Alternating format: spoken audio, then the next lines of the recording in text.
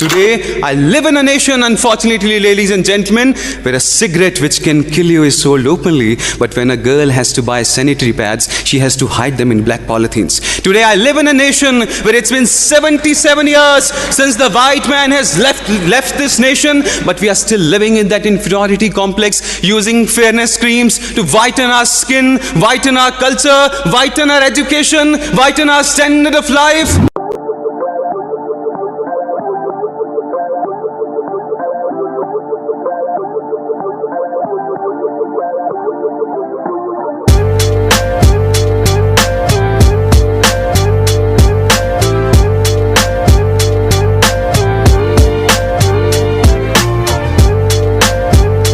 Today, as we have surpassed China in terms of population, it becomes inevitable that we make educational and health infrastructure to sustain that population. And I would like to ask the youth of this nation, in order to become socially sustainable,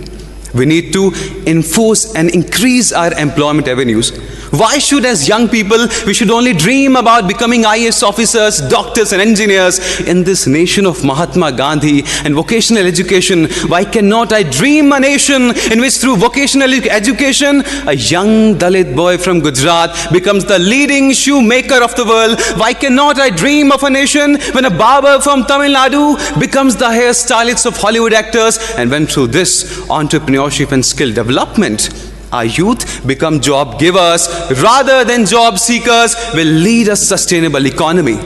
Ladies and gentlemen, today is time that we focus on equitable distribution of income, green GDP, sustainable development, and when the youth of this nation, rather than feeling proud about Sundar Pichai being the CEO of Google and Satya Nadella leading Apple, will build our own Google, our own Facebook in this nation, that day will become technologically sustainable. That is why I believe that today, along with National Youth Parliament, we also need youth in the Parliament to provide educational avenues and even innovative policies for our youth.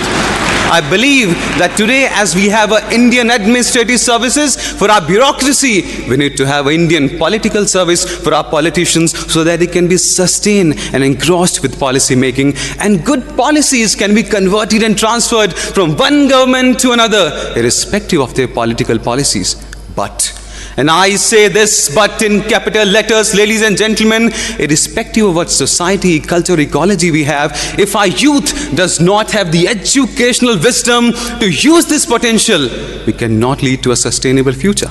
Today, I live in a nation, unfortunately, ladies and gentlemen, where a cigarette which can kill you is sold openly, but when a girl has to buy sanitary pads,